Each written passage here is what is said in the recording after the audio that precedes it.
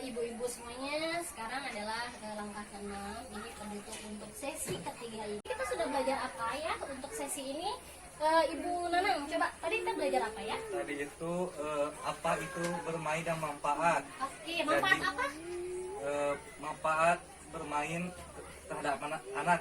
Oke. Jadi Apa? Coba bermain teh apa? bermain itu Bu, jadi kegiatan yang dilakukan oleh setiap anak. Oke, ada manfaatnya? Ya, manfaatnya yaitu untuk mengasah kreativitas anak dan membantu membangun keterampilan. Oke, bagus benar. Ya, berarti tadi sudah memahami ya apa yang sudah dipelajari. Kemudian yang kedua tadi Pak Yusuf, apa yang sudah kita pelajari? Memanfaatkan kegiatan sehari-hari di rumah sebagai kesempatan bermain, Bu. Oke, memanfaatkan. Misalnya apa coba Bu untuk memanfaatkan kegiatan sehari-hari? Misalnya apa? Jalan-jalan, Bu. Jalan-jalan. Boleh jalan-jalan. Yang ketiga, terakhir, kita tadi sudah mempelajari apa ya? Kemampuan bahasa anak dan meningkatkan kemampuan berbahasa anak. Oke, sip. Berbahasa, jelas ya, berbahasa itu untuk anak itu penting karena itu untuk berkomunikasi. Oke, sekarang untuk langkah selanjutnya saya akan menunjukkan sama ibu-ibu ya di chart 3A. Ini adalah apa yang sudah kita pelajari tadi yang dibilang sama Bu Nanang, yaitu apa sih manfaat dari bermain.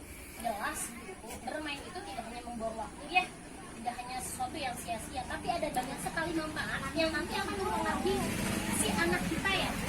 Pertama ada beberapa nih, ada fisik, emosi, cara berpikir, sosial, dan juga staff. Oke, fisik, manfaatnya apa nanti ke fisik? Jelas Bu, akan mengasah kemampuan fisik anak. Kita main bola itu pasti nanti ada manfaatnya ke fisik si anak, jadi lebih sehat. Lari-lari itu punya manfaatnya tersendiri untuk membuat anak sehat. Kemudian emosi, yang namanya bermain Bu, jelas itu untuk anak adalah membuat si anak akan merasa apa? Sedihkah? Bahagia atau apa? Bahagia, benar.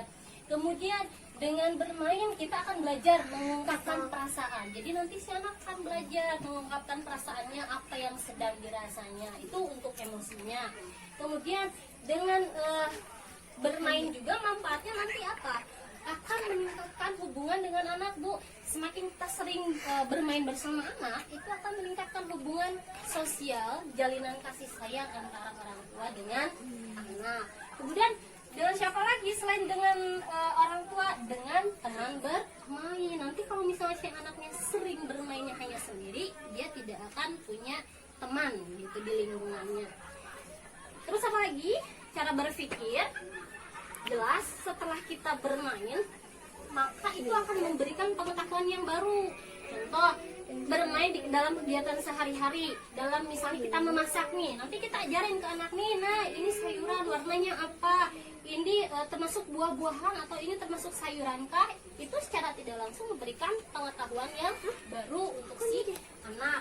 Nanti juga kita akan memberikan manfaat dari bermain itu adalah menyelesaikan permasalahan. Dan juga akan belajar membuat keputusan dan mengembangkan kreativitas anak. Oke, secara sosial dengan bermain maka kita akan memberikan kesempatan kepada anak untuk menyesuaikan diri di dalam masyarakat. Beda nanti kalau yang jarang main, dia akan susah untuk beradaptasi di masyarakat.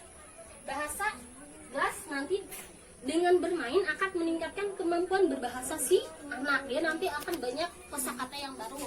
Tapi usahakan untuk mengajarkan kosakatanya yang benar ya Bu ya, yang sesuai dengan usianya. Ini untuk manfaat bermain bagi anak. Sekarang ibu-ibu semuanya tolong dibuka buku pengasuhan halaman 21 sampai halaman 24. Oke. Untuk pengasuhan kita lihat nih. Jadi nanti saya akan menyuruh ibu-ibu semuanya untuk mencoba melakukan praktek bermain berdasarkan usia anak. Jadi gini Bu, kita itu memberikan permainan sama anak itu harus sesuai sama usianya. Usia anak sekian bulan sampai sekian bulan seperti apa, dari usia sekian tahun sampai berapa tahun itu pasti berbeda. Sekarang kita lihat di buku BPMA-nya, Bu. Kalau untuk usia, ini hanya contoh. Untuk usia 6 sampai 12 bulan, bermainnya bagaimana? Ini kan masih belum banyak responnya dari si anak. Paling kita hanya apa? Berikan benda-benda kecil yang jelas, yang aman, Bu. Untuk si anak supaya nanti yang 0 dulu ya, yang 0 dulu. Oke, atau yang 6-12 bulan juga sama saja. Kalau yang 6 sampai 12 bulan mah berikan sesuatu yang kecil, mainan yang kecil tapi jelas yang aman. Misalnya apa? Bola. Ajak anak untuk bermain bola. Kalau untuk usia 12 sampai 18 bulan biasanya apa?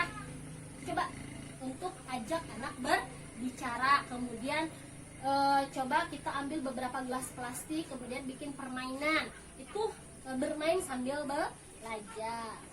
Oke, semakin tinggi, Bu, usianya lihat lagi. Untuk usia 18 sampai 24 bulan atau untuk usia 2 tahun nih, gimana? Kita bisa misalnya bermainnya dengan apa? Bernyanyi sama si anak, bercerita tentang apa yang ada di sekitarnya, ajarkan tepuk tangan, ajarkan melambai dan yang lainnya. Oke. Untuk usia 2 sampai 3 tahun mulai, Bu, kita ajarkan untuk bercerita atau mendongeng sebelum anak tidur, boleh dilakukan. Kemudian nanti misalnya kita bisa membeli alat atau mainan yang menyusun potongan gambar, itu meningkatkan kreativitas untuk si anak. Oke. Semakin tinggi nih, usia 4 sampai 5 tahun nanti anak akan belajar untuk membaca buku mendongeng tentang kegiatan yang ada yang sudah dia lakukan. Bermain tebak-tebakan juga bisa.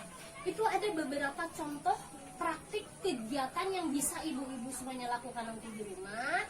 Jangan lupa nanti ibu praktekkan di rumah, karena nanti pertemuan selanjutnya sesi keempat nanti saya akan meminta ibu-ibu untuk bercerita kepada saya gimana tanggapannya, gimana perasaannya setelah mencoba untuk mempraktekkan pengasuhan pada anak nanti di rumah. Jangan bosan ya, Bu, ya, karena ini banyak manfaatnya ya, Bu, ya. Oke, untuk sesi ini, sesi ketiga ini, yaitu bermain sebagai cara anak untuk belajar, saya kira sudah cukup. Ya, Bu. Saya tidak bosan-bosan ya, Bu, ya, untuk memberikan ibu semangat. Ya, Yuk, Bu. semangat. Lakukan coba di rumah nanti kegiatan untuk pengasuhan kepada anak. Iya, Bu. Mudah-mudahan untuk sesi ini, pembelajaran pada sesi ini, langkah 6 ini, apa yang sudah kita pelajari dari awal sampai langkah 6 ini semuanya bisa memberikan manfaat ya, Bu. Pak, untuk kita nanti coba praktekkan di rumah, ambil hal-hal yang positifnya, jangan lupa mempraktekkan yang tadi ada di halaman BPMA halaman 21 sampai 24, karena nanti pertemuan selanjutnya saya akan meminta Bapak dan Ibu untuk memberikan tanggapan gimana sudah mempraktekkan atau belum di rumah. Oke. Alhamdulillah untuk pertemuan ini saya cukupkan sekian ya, Bu. Mudah-mudahan semuanya bisa mengambil manfaatnya. Untuk menutup P2K2 bulan ini, marilah kita tutup pertemuan ini dengan membacakan basmalah, yaitu alhamdulillah. Terima kasih Bapak-bapak dan Ibu-ibu sudah berkenan untuk hadir. Mohon maaf apabila ada perkataan saya yang kurang berkenan.